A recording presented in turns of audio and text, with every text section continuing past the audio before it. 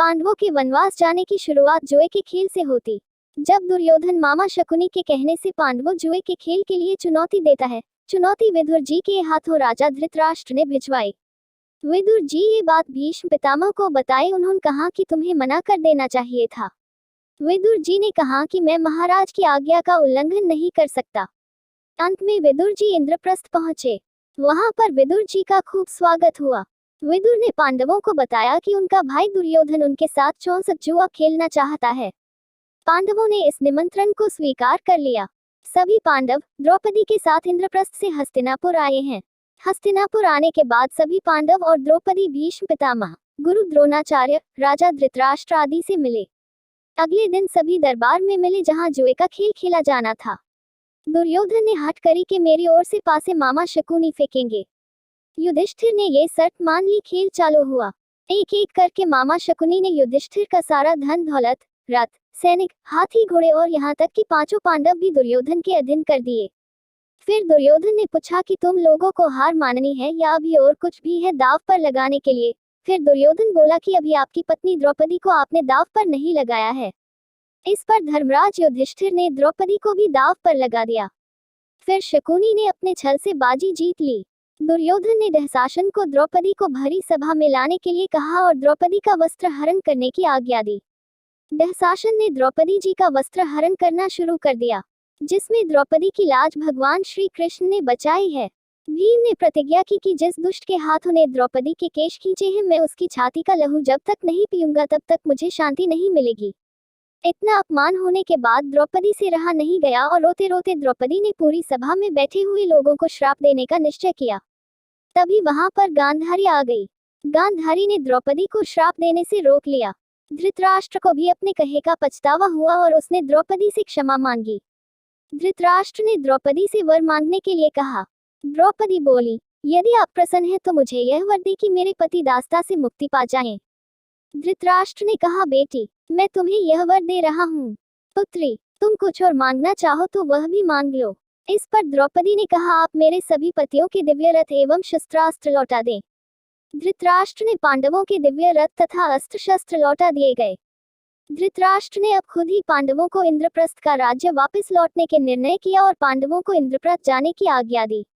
दुर्योधन को अब बहुत क्रोध आया। उसका बना बनाया खेल बिगड़ गया। उसने शकुनी और कर्ण से सलाह ली। शकुनी ने उसे सलाह दी कि तुम महाराज धृतराष्ट्र से जाकर कहो। उनके पास 2 विकल्प हैं, या तो कौरव हस्तिनापुर अब पांडवों इंद्रप्रस्थ पर आक्रमण करे या फिर एक बार फिर से द्यूत का खेल खेला जाए, जिसमें हारने वाले को 12-12 वर्ष का वनवास व 1-1 वर्ष का अज्ञातवास भुगतना पड़ेगा। दुर्योधन भीष्म के साथ धृतराष्ट्र के पास गए और अपनी इच्छा धृतराष्ट्र के सामने रखी। वहीं पर गांधारी भी थी। भीष्म ने सलाह दी कि पहले विकल्प युद्ध को चुना जाए, क्योंकि क्षत्रिय युद्ध में ही हार जीत स्वीकार करते हैं, द्यूत में नहीं। लेकिन धृतराष्ट्र ने एक नहीं सुनी।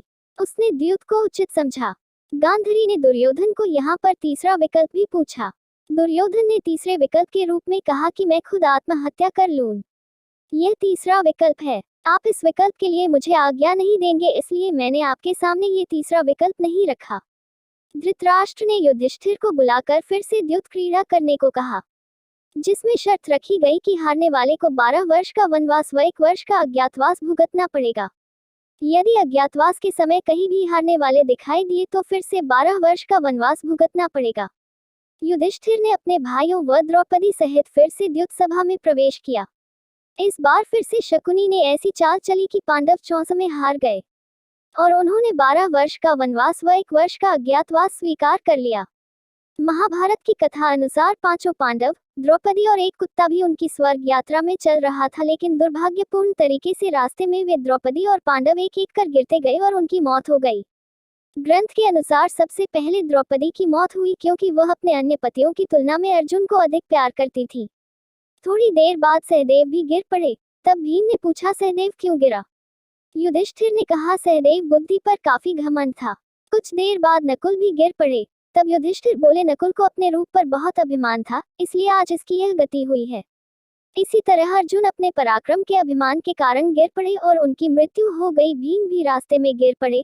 भीम ने गिरते वक्त युधिष्ठिर से इसका कारण पूछा तो उन्होंने बताया कि तुम खाते बहुत थे और अपने बल का झूठा प्रदर्शन करते थे, इसलिए आज तुम्हारी ऐसी गति हुई।